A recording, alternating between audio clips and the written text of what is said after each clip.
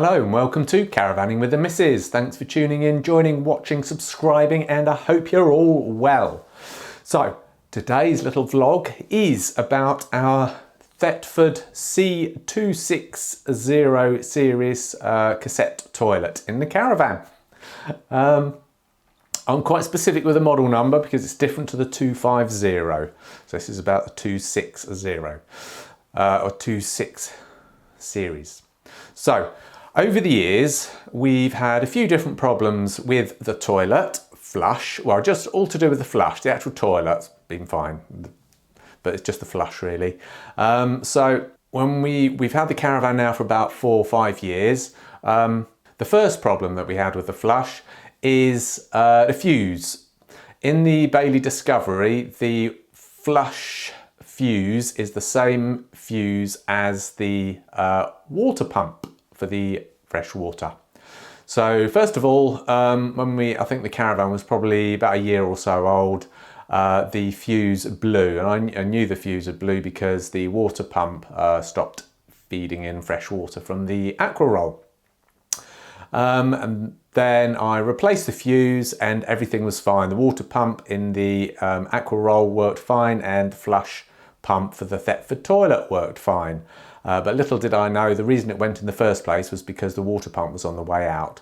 So eventually it went again, replaced the water pump, put the new fuse in, and it's been fine since for a few years.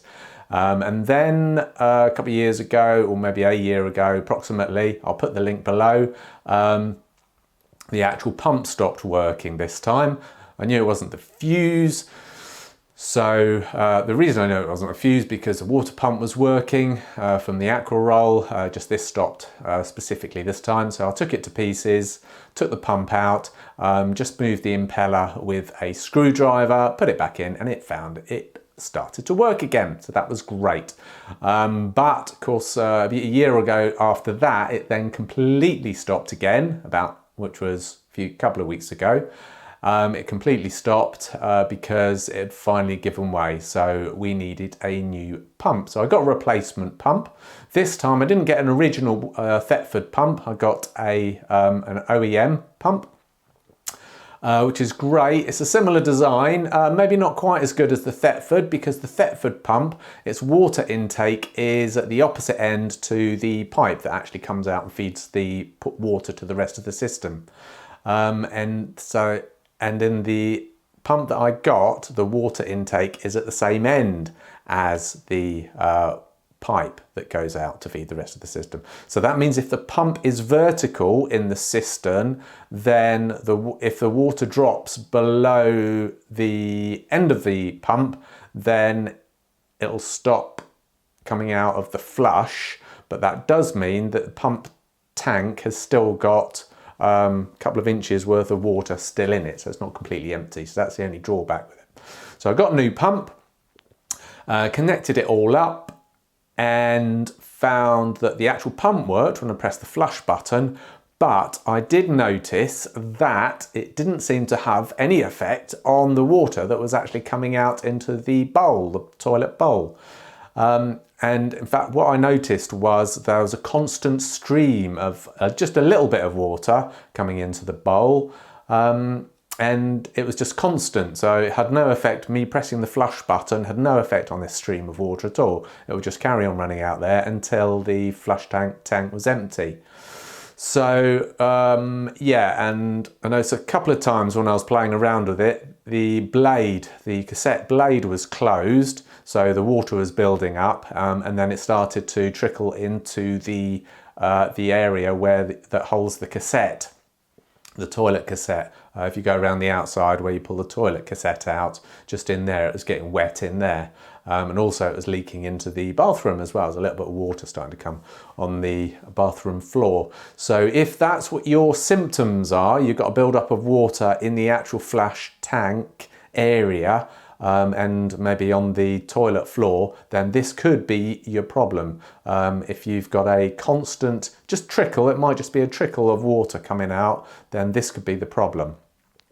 And what I found is this time is one of the pipe that's inside the flush tank that had come disconnected from its little point where it feeds the water through to another pipe on the outside of the flush tank, and that pump then takes the water into the bowl.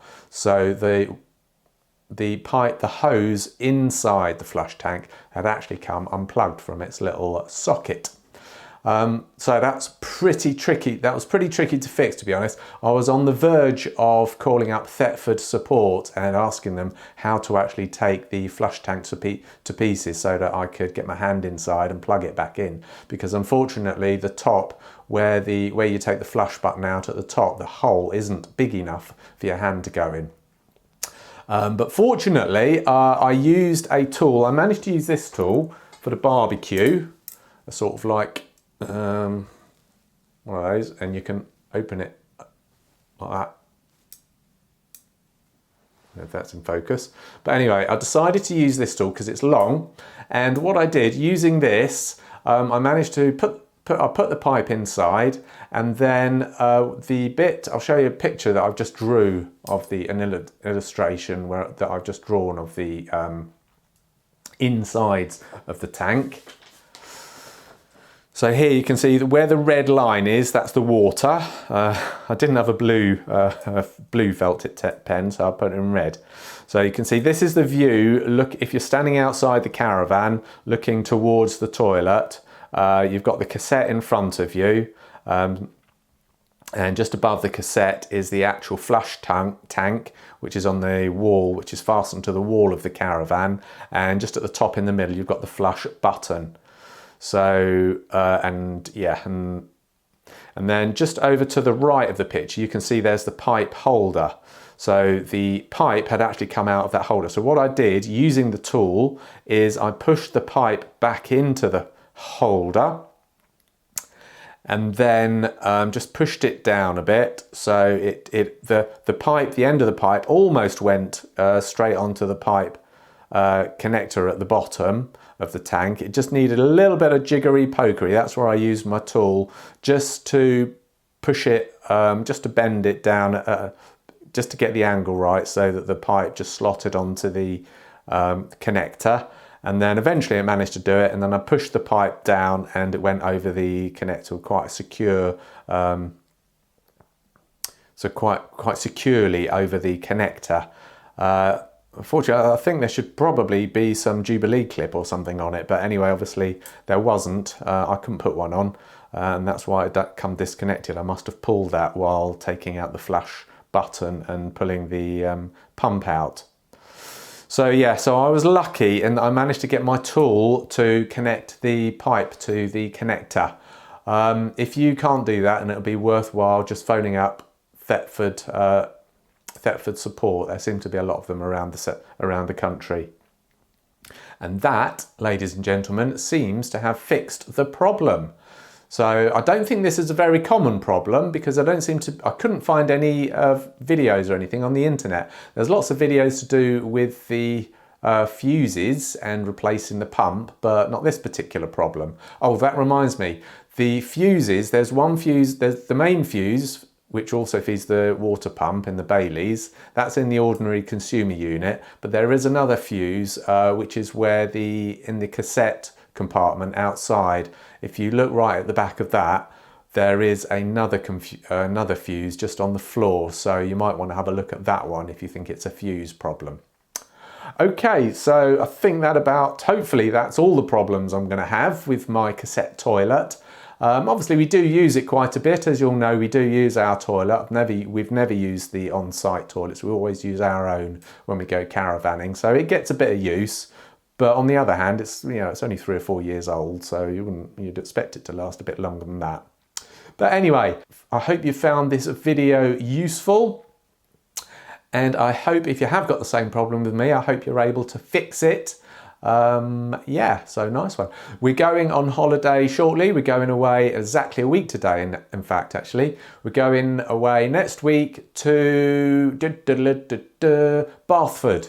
So little village next to Bath. We're going to check out Bath and all the rest of that. Or how would you say Bath? Bath? Bath or Bath? I say Bath because I'm terribly posh, don't you know? What?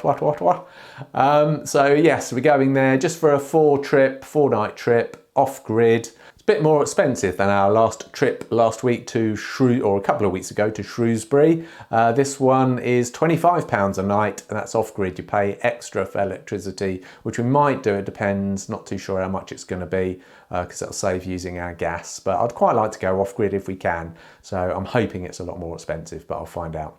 But anyway, yes, so that'll be next week. So thank you very much. Laters taters.